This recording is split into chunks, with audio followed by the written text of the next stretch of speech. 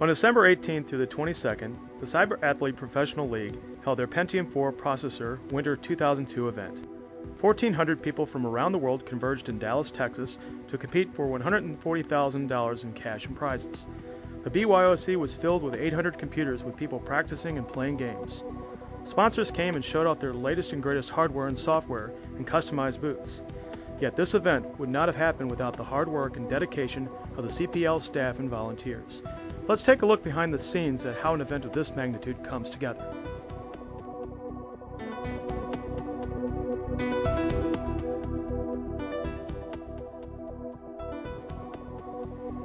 Two days before the event started, hundreds of crates, boxes, and pallets arrived at the docks of the Hyatt Regency Hotel, shipped from all across the United States.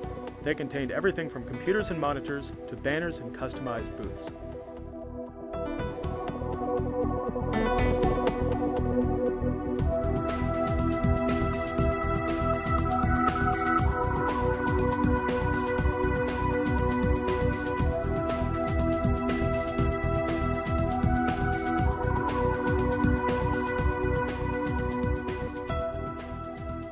Sponsors were so committed to the creation of great displays for the CPL event that they sent their own managers and executives to help set up. Gabriel Akinzar, the innovative PC program manager from Intel, personally helped direct and set up the Intel booth, showing his dedication to the CPL attendees.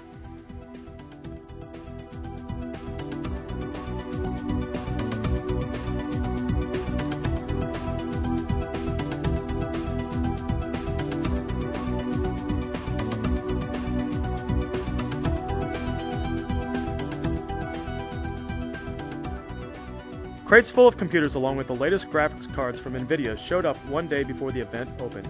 NVIDIA was literally installing their newest GeForce FX cards on the spot. The Game Fix booth was constantly busy with people, setting up a mock gamer's basement, including Pac-Man, Donkey Kong, and Centipede arcade games. Many of the booths were still being set up well past midnight on Tuesday, including the towering Netfire booth. Let's now take a look into how the CPL network that would rival a large corporation gets created in only one day. Volunteers and staff worked tirelessly the day before the event, unraveling and testing miles of network cable.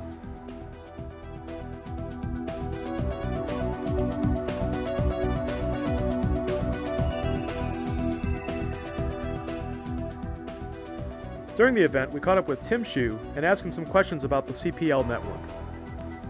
What is your function here at the CPL? I design and build the network for the tournament area and the BYOC. How many feet of cable does the CPL use for the network? Approximately 18,000 feet. What kind of equipment is used in the network? On the BYOC and in the tournament tables, we use Netgear FS524 10100 switches. What bandwidth do you have for the internet? At this event, we had two T1s, about 3 megabits, coming to the internet. How do you guarantee that people in the outside world will be able to see HLTV and anything else at the event? At this event, we had firewalls in front of the routers that actually connected this event to the internet. Those firewalls blocked about 150 megabits of denial of service attack, while providing constant connectivity to the HLTV proxies outside the network. Thanks a lot. Thank you.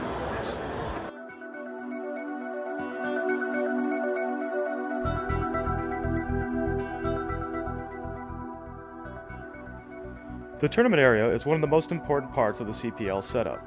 Professional gamers expect nothing but the best in terms of hardware, and here the CPL delivers. Over 100 tournament computers were unpacked, arranged, and configured in one day. Volunteers and staff worked for over 16 hours making sure everything was correct.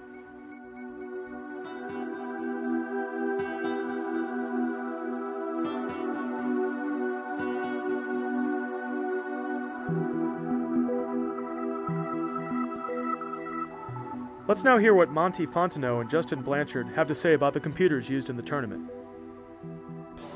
All the tournament PCs are provided by Intel. They're the latest and greatest that they have to offer, whatever their newest chip is. Like, for instance, in the Unreal tournament, we use the 3 gigahertz machines, so 3.06s. Whatever their latest is, we run them. We used Intel 3.06 processors with PNY GeForce 4 Ti 4600 video cards. A couple of the players ran benchmarks through the Unreal Tournament system and said that we blew away the previous benchmarks by over 26 points. I'm not sure what that actually translated out to, but the players were extremely impressed.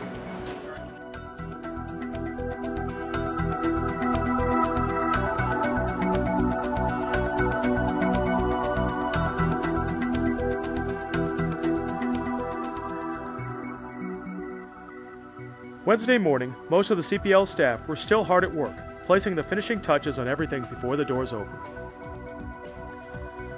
As people entered the event, they witnessed the culmination of 2 straight days of work and over 6 months of planning. On the last day of the event, CPL attendees were treated to a huge prize raffle where CPL sponsors gave away tens of thousands of dollars in merchandise. Prizes included Pentium 4 processors, EV Sonic speaker systems, PNY video cards, shuttle computer systems, and much more.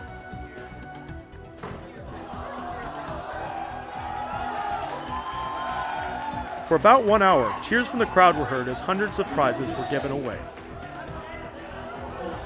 Colin McKinney jokingly suggested a way to calm the wild crowd. These guys need to calm down a little bit. We should slip something else into the balls on the last day so they calm down.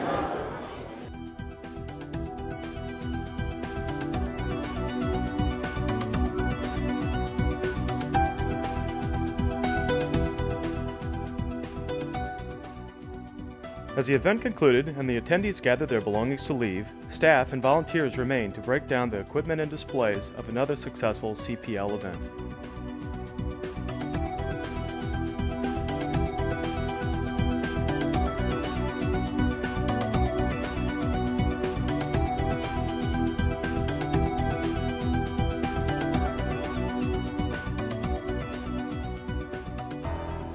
This is the disaster that is CPL Teardown. Big mess. Same as always. Let's hear some of the opinions from staff and volunteers on how the event went. Each event gets better and better. I mean, we had the potential for disaster and it didn't happen. I was really very nervous because we were doing 3 tournaments.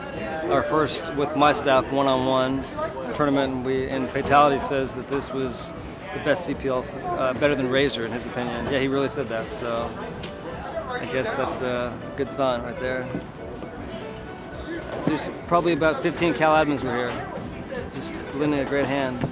We had Justin that usually always helps run Counter-Strike. He did the whole UT tournament all by himself with a little help from Matt Freed from Cal and a little help from Chris, but he basically did the whole thing by himself. Thud, Michael Weinstein usually helps out a lot, but Alan took his role at this event and hopefully at future events too. Cool. Thanks. Yep. Overall, the event went really well. Had a lot of competitors say that it was a great event. I believe Fatality said this is one of the best events he's ever been to. There's always room for improvement, but we ran a very, very good one-on-one tournament. When people are happy, I'm happy. I feel pretty good about it. A little tight, but overall I feel okay.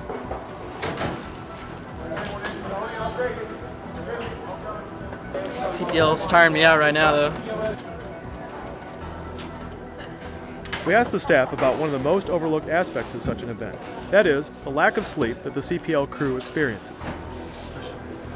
During the events, maybe 4 or 5 hours average. Sometimes less, sometimes a little more. Somewhere around 3 or 4 hours a night, maybe. I'm gonna guess at about 5. I actually did pretty well. About 4 hours a night usually. 4 hours a night? 4 hours, yeah. Wow. Drive home, hold the baby, sleep, wake up, come back. Pretty much it.